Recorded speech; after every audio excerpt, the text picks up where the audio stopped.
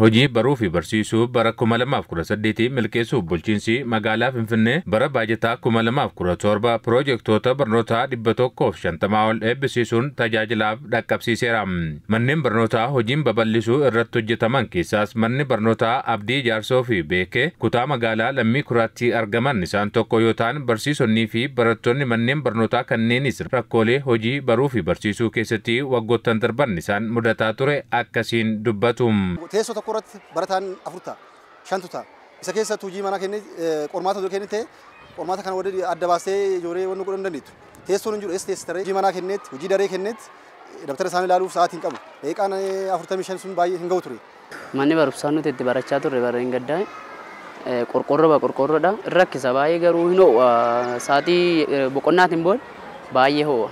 ባለፈው ዓመት እዚህ ነበርኩኝ ወጋ ደርቤስ አሱመቲ በረቻ ቱሬ ኩታ ቶኮ ኬሰቲ ነመን ኢባፍ ድግደመታኔ በረቻ ቱሬ ስሪቲ በረቻ ቱሬ ጅቹን ነመረከስ አመገሙን ከነፈካቱስ ዋኑ ኢጃራሜፍ ደሬ ቶኮ ኬሰቲ ነመሸንተማ አንገጃ ተማታኔ በረቻ ጅራ ደሬ ኬሰ ዳበተኒ በርሲሱፍ ጃላን አዋራቱ ጅራ መኒ ሂኖ አካታንሳ ባየ ኡልፋታ ቱሬ በርኖኒ ስፖርት ሞ ገድሪ ረትረ ጫላ ክላሲ ኬሰቲ ሶቱማታው ረከቻ ቱሬ በከቶ ጀቺሱን እንጅሩ Seenaa ma barsiisna malee daree keessatti fiizikaalii wanni nuti gad baanee hojjechiisnu hin turre jechuudha. 8ኛ ክፍል መጀመሪያ ገብቼ ሳስተምር ኩታ ሰደተፋ ጀልቀባ የሮን ሴኔ በርሲሱ ዲባፍ ሆዳለማ ቱራኒ አደምሰ ከይሰ በረቶኒ ዱፈኒ ኢቲ ደበለምናን ዲባፊ ዲደማ ታኒ በረቶታ ዲባፊ ዲደማ ኩታ ተኮቲ የሮ በርሲስኑ ፎዳፊ በልበለ በነጁ ኦሶን ደፍቁቲን በርሲሳ ቱሬም hojiin babal'isuu manneen barnootaa kanneen keessatti hojjetaman hojii baruu fi barsiisuu bara 2018f haala mijataa kan uuman qofa osoo hin taane barataanis ta'e barsiisaan miira addaa akka gonfatan kan taasise ta'uu kaasaniiru. Bakka ispoortiin itti hojjetamu sadarkaa hundaanuu ka vooliiboolillee baaskeetboolillee kan kubbaa miilaallee baay'eetu jira haala mijataatu jira jechuudha. Barana baay'ee shaggaadha haalli nu fooyya'ee wanni barbaadnu hunduu guutame manni barumsaarree babal'ate durena nyaatarree nyaannu meedarratti nyaachaa turre jecha garuu amma nu fooyya'ee addaraashni nu ijaarame kan durirra amma baay'ee fooyya'atu jira jechuudha. Baruu barsiisuun ደግሞ amma በጣም ዋን አጃይብስ ሚጀራ ስለዚህ ዋን እንደሙሉ በረሰኒኑ ከነረኒ ኑ ለደም በሩፍ barsiisuu irratti barattoota keenya seeraan barsiifnee seeraan qabanneet qabxii olaanaa finneet baratti aanuuf hin darbanneet waadaa galleerra. Dura buutonni manneen barnootaa kanneenis hojiin hojjetaman rakkoolee turan kan furan qofa osoo hin taane filatamummaa fi dorgomtummaan manneen barnootaa mootummaa daran akka dabalu kan taasise ta'uu dubbatu.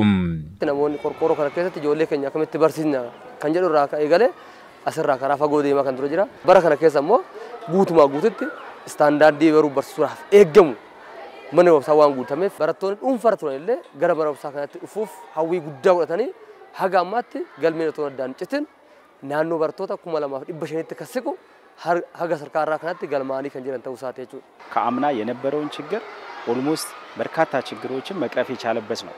Dakkoowwan bara darban nu mudachaa turan hedduun isaanii furamaniiru. Fakkeenyaaf handhuura gabbisaa barnootaa mana kitaabaa bakka barattoonni itti sooratan hin qabnu turre. Barattoonni waan isaaniif malu argatan jechuun hin danda'amu ture. Bara kana garuu hojiileen hojjetaman hojii baruu barsiisuuf haala mijataa kan nuuf uumanidha. Itti gaafatamtuun waajjira barnootaa kutaa magaalaa Lammii Kuraa aadde Lalistuu Tasfaayee barnoota qulqullina qabu lammiilee biraan ga'uu fi manneen barnootaa hawwatoo taasisuuf hojii hojjetameen bu'aa qabatamaan argamaa jira jedhan.